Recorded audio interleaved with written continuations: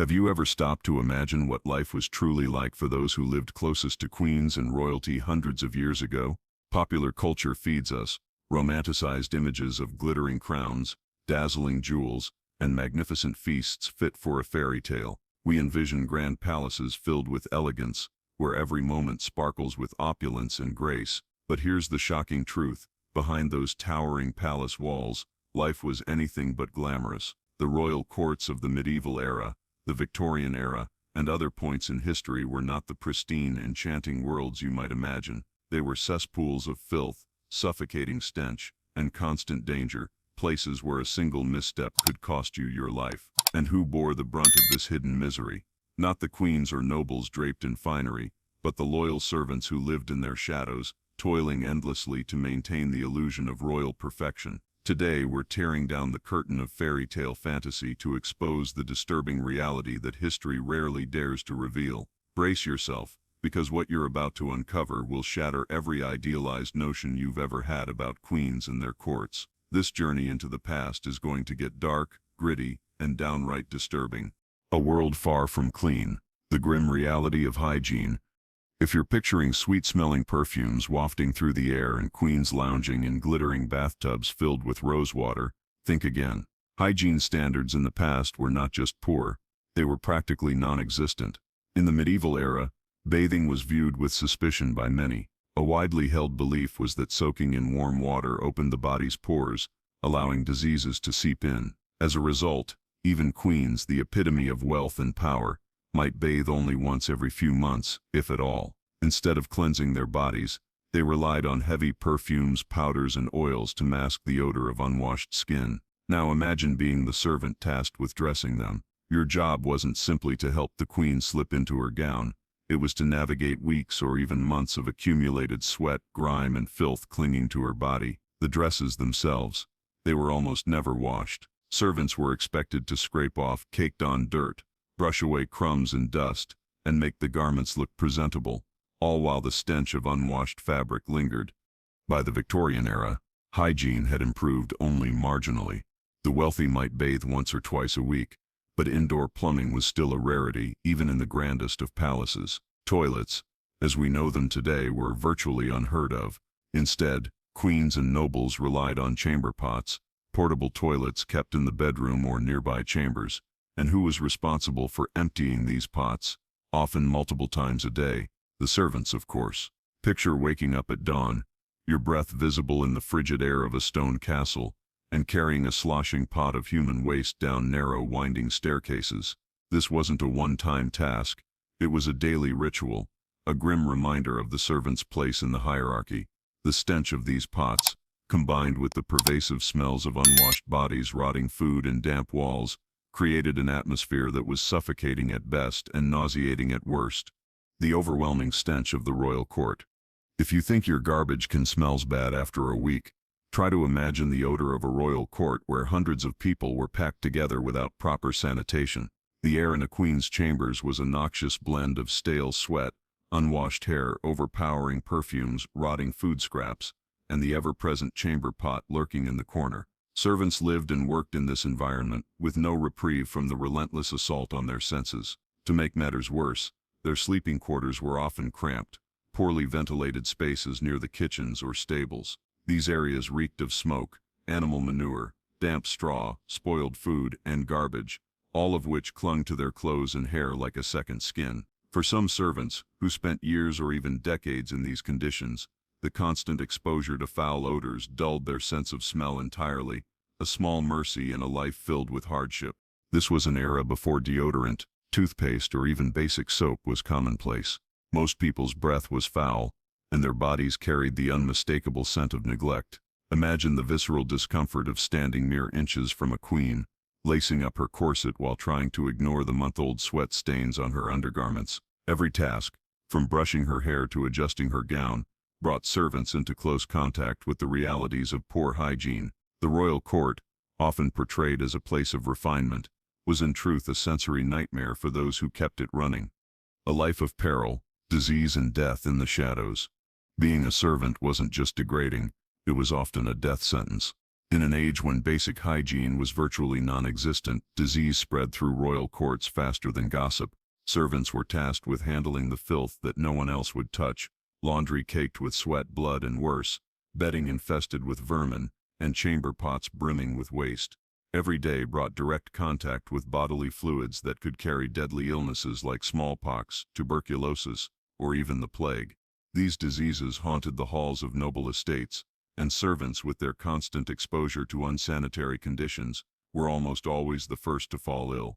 Living and working in cramped, overcrowded quarters only made matters worse.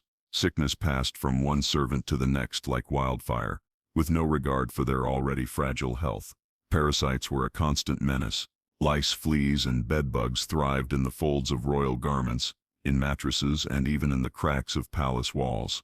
If a queen or noble had lice, it fell to the servant to painstakingly comb them out, all while risking infestation themselves. The tiny creatures could leap from one person to another, turning a routine task into a personal health hazard. Unlike their wealthy employers, who might have access to rudimentary medical care, servants had no such luxury. If they fell ill or became too weak to work, they were often left to suffer in silence. Many died quietly, their lives snuffed out, and their roles filled as easily as one might replace a worn-out broom. The physical toll of this lifestyle was relentless. The endless labor, lifting heavy loads, scrubbing floors, and hauling water wore down their bodies.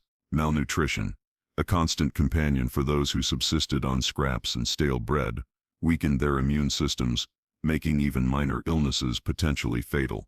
For many servants, old age was a distant dream. Their lives burned out quickly under the crushing weight of service. The palace, far from being a place of safety, was a battleground where survival was never guaranteed. The burden of royal fashion. Royal fashion might have dazzled the court, but for servants, it was a living nightmare. Queens were expected to wear enormous gowns crafted from the finest silk, velvet, and intricate embroidery. These weren't mere dresses.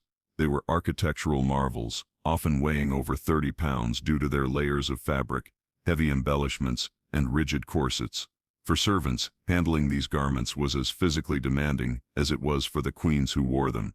The worst part? These gowns were rarely, if ever, properly washed. Instead, servants were tasked with airing them out, brushing away dirt, and dousing them with perfumes in a futile attempt to mask the odor of sweat, grime, and decay. Undergarments were even more troubling.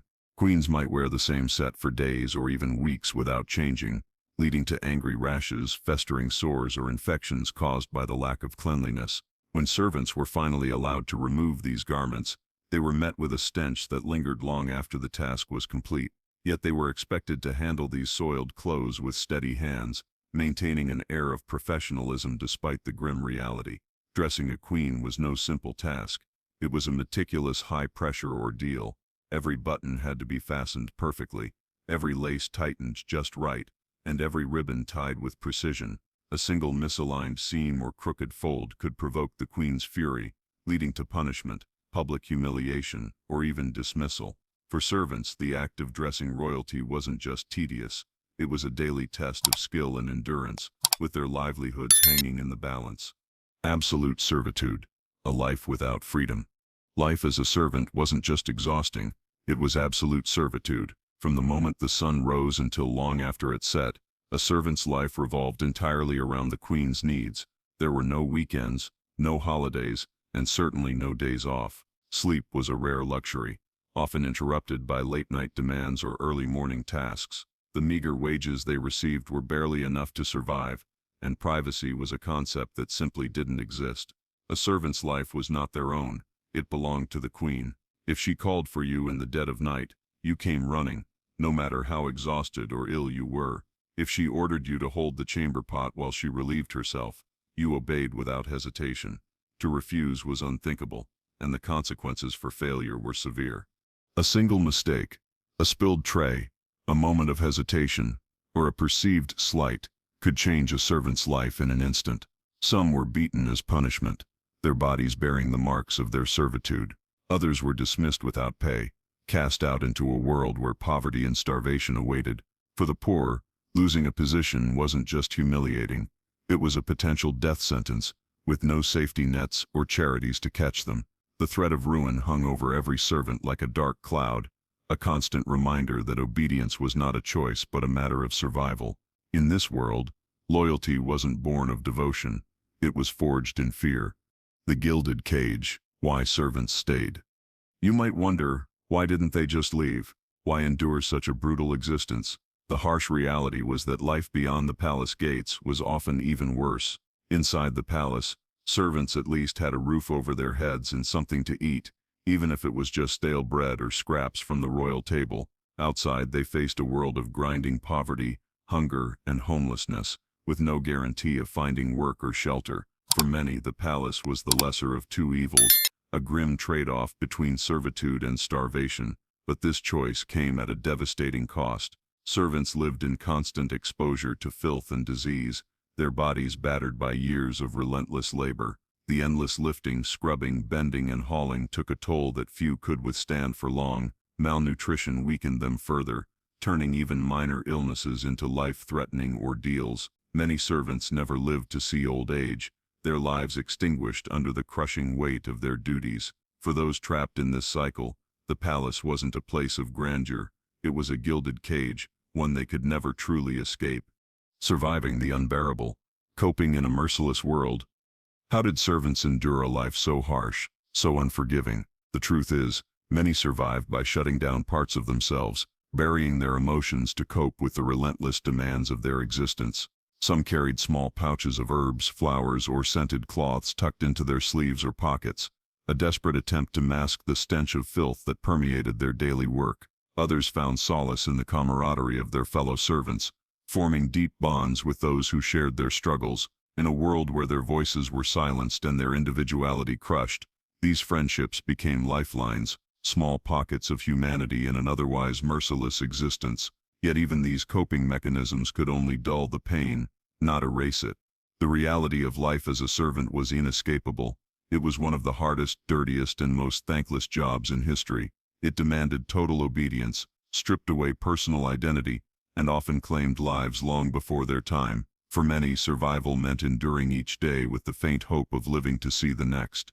The hidden truth behind the throne. The next time you watch a movie depicting a glamorous queen strolling through a sparkling palace, pause to consider the reality that history so often conceals. Behind her beauty and elegance stood an invisible army of servants, the ones emptying chamber pots in the dead of night, combing lice from her hair, scrubbing unwashed clothes, and enduring unimaginable filth so she could appear flawless before the world. The royal court, with its glittering facade, was built on the backs of these forgotten figures, whose lives were defined by hardship and sacrifice. It's easy to admire the opulence of royal life from the comfort of the modern world, but could you have survived as a servant in those times? Could you have endured the endless labor, the constant fear of punishment, and the diseases lurking in every corner, or would you have fled the moment you were handed your first chamber pot? Reflect on this question, and share your thoughts. Would you have had the strength to endure, or would the weight of servitude have broken you? If this dive into the brutal, unspoken truths of history has captivated you, there's so much more to uncover. The past is filled with stories that challenge our perceptions and reveal the raw, unfiltered reality of life behind the throne. And trust me, it only gets darker from here.